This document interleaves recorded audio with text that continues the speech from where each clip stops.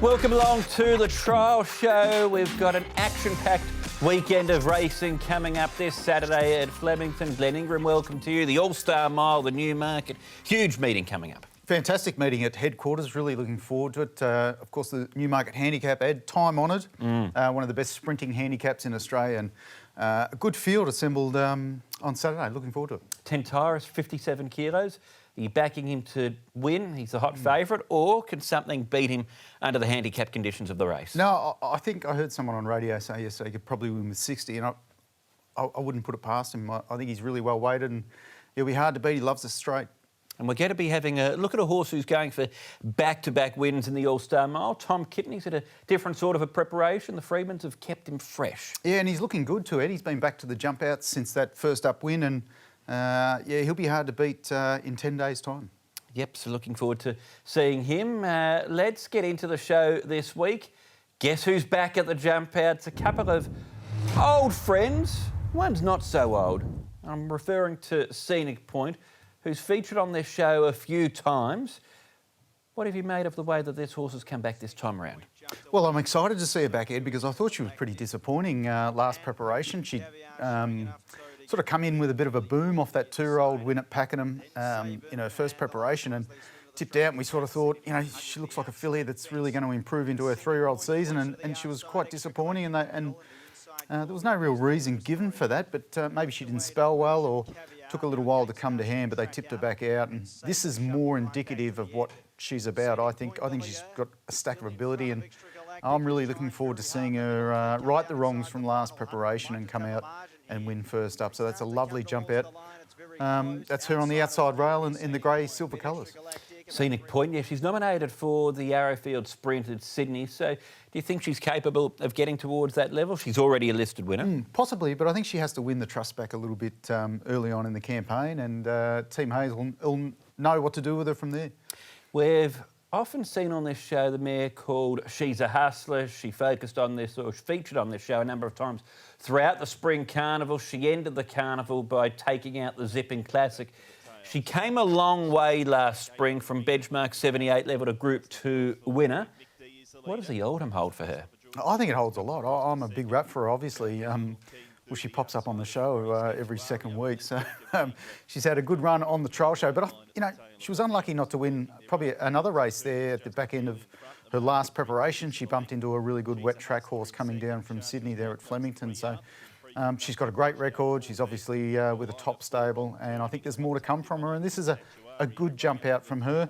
Just a Deal's got a bit of race fitness. That's the horse down on the inside there in the orange. Very solid effort in the John Dillon last start. It can improve towards its next run. And I thought Freak of Nature was very good. Asked to do it coming down the outside. It's a horse that hasn't won for a long time, Ed, but it was a good jump out. The phone rings and it's Graham Begg, and he says, Glen Ingram, I want you to be my racing manager. First assignment is placing She's a Hustler this autumn. What's your response, apart from how many zeros on the salary check? The first thing I'd say is stick with Rowan Hughes. He's doing a great job. And Chris Hyland down there, don't worry about me. But possibly headed towards Sydney, I would have thought, and then maybe up to Queensland. I think she's a really good 2,000-metre horse, so I'll find some more black type for her. She's nominated for the Queen of the Turf. I wonder if a race like the Q22 in Queensland could be an option for her as well, but we'll let Chris, Graham and Rowan do what they do best. We need to see some new horses, some horses who are so new they haven't even got names yet. These are the fresh faces featuring on the trial show for this week.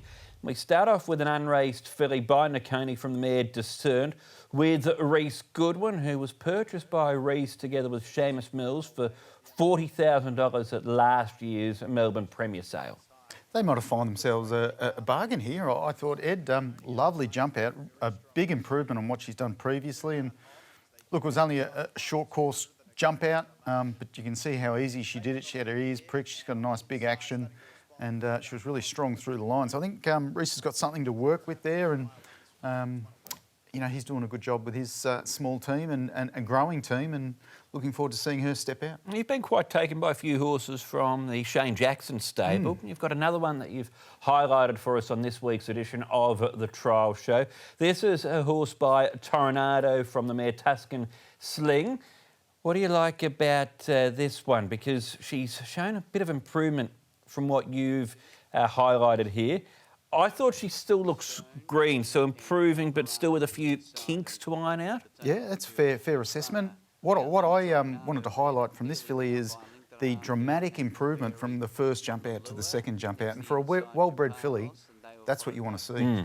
So my ears have pricked up and I'm like, well, okay, what's going to come up with next? So I thought she got into a good rhythm here in the straight edge. She's got nice action. Bred to go really quick out of that mare Tuscan Sling. I think Jerry Ryan might have owned that filly. She was very good around the valley. And it should be a nice 1,000-metre horse in time. So look out for her when she gets a name, and we see her at the races hopefully in the coming weeks and months. Perfect stuff. All right, they're the fresh faces on the trial show for this week. We're going to take a break. We'll be back with more right after this.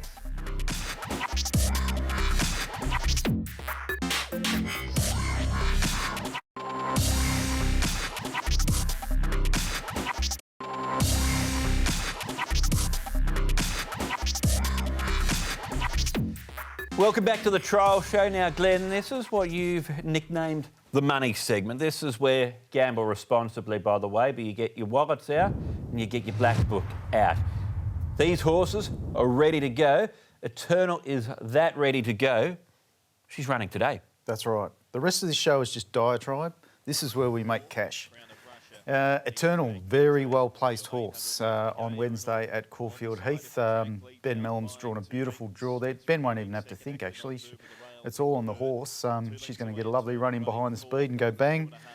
She produces what she did first up last campaign. She'd be really hard to beat. So this is a decent enough jump out. Miss Revealing is in the red and white stripe. She wins the heat for the Greg Urell stable. She's quite progressive.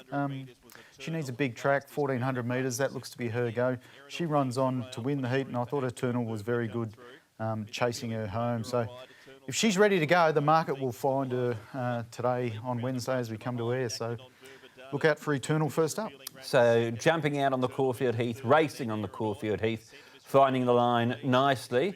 If we go to our friends at PointsBet, we find her at the top of the market. Opened up at $3, you're now getting $2.10. Yep, I think that's about the right price. Insane Harry will come across from a wide draw. That's obviously got a bit of fitness on its side, but could be a sticky draw, but they look the two key chances. Just quickly, you have done the form. From the jump out, you're happy? Looks Eternal? very hard to beat, yep. Okay, I like that confident, short, sweet, confident from Glen Ingram there. We need to get to Classic Gem next of all. Fascinating horse. So she was with the Wendy Kelly stable. She's now with Dom Sutton. She's had 2 jump outs under Dom's care. She was running on to finish 4th in the VRC Oaks when she was last at the races. Yeah, it's good to see her up on the speed here. I wonder if they're going to try and ride her like that first up, considering she needs a win. She needs to get her confidence up. She's been running some terrific races in strong races en route towards an Oaks last campaign. She was very good in the Oaks. She got a little bit too far back. I'll tell you where she's going to be making money, Ed, and that's over winter. Okay. To me, she looks like a dead set wed tracker.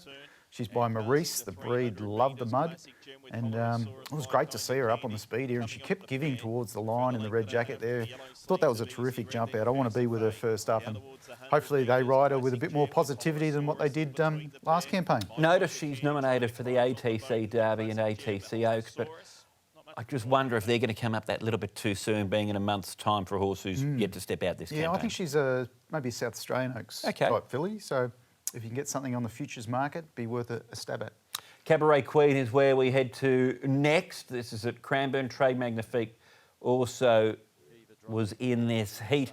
Cabaret Queen, only start, was back in September, finishing second at Mornington.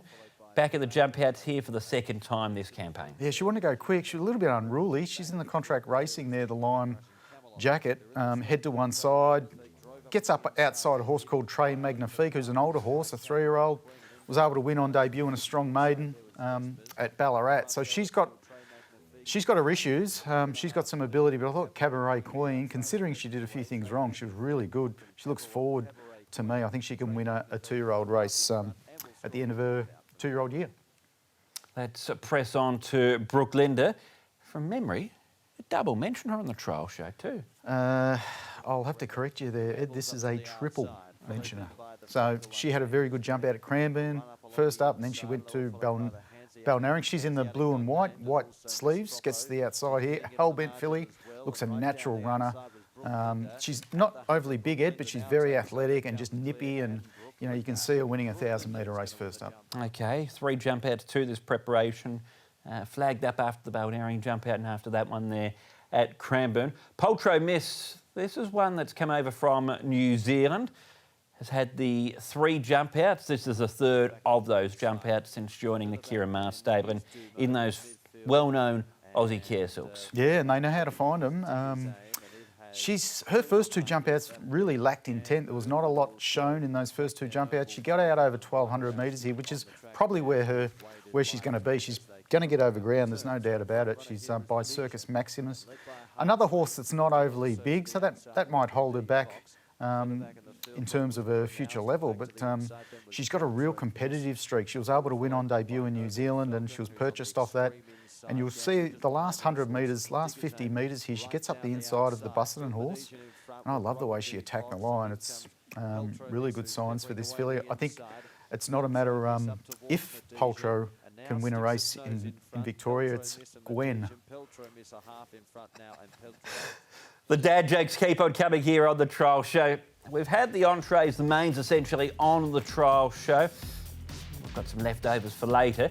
If we can only have 3 in the Blackbook, who are they? Right, we're going to have a crack at Eternal today. Very impressive win. First up last campaign. I think she's in similar form.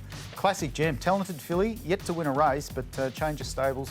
Might see that horse pick up a win early in its prep. And a ready-made 2-year-old Brooklinda from the Anthony and Sam Freedman stable. I think we can follow with a bit of confidence. Okay, there's a smorgasbord for us there, but there might be something in the fridge for us to just keep for another day, potentially.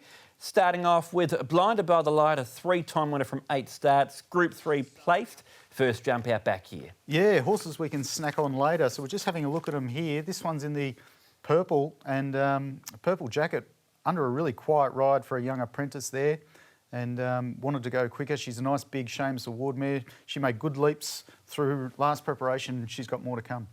Jadzia hasn't had the smoothest of preparations, was scratched twice from the races. It's her back along the inside part of the track in the black cap. She does run this weekend, though, in the Ottawa Stakes at Flemington. Yeah, interesting. So she's just had the 1 jump out. I know she was ready to go to the races earlier than this. She had that small issue. I don't like her on the inside of horses, as you saw there in that jump out, but I think we'll see a better product when she gets to outside of horses. Up the straight on Saturday. And Vujucevic stable is in excellent form. What a summer he's had. My temptations are consistent gelding from his yard, featuring in EJ Silks, back along the inside part of the track, the white with the black and red. 1-4 from 12, has had a bit of a freshen up after we haven't seen him at the races since January. He got to a good level early in his career. It sort of petered off, but I think he's a little bit like King Zephyr. He might have found his level. That was a bomb jump out, terrific return from him. So looking forward to seeing what he can do next. Okay, finish up with a bold statement for us. Get off the fence. Give us something, Glenn. I think Team Hayes can win 3 races at least on Saturday. They've got a huge team in, good card, a lot of quality, and the boys can get on the mark early there at Flemington. 11 runners, you're saying they win 3 races? 3 races. On Saturday. Ben, JD Will, if you win under 3, no you've pressure. Had a disappointing day at the office. Glenn, thank you very much. Thanks, Ed. You're with Tentaurus. Tentaurus on Saturday, looking forward to it. Bring it on. It'll be a super Saturday of racing at headquarters. Hopefully, we've found you a few winners leading into the weekend.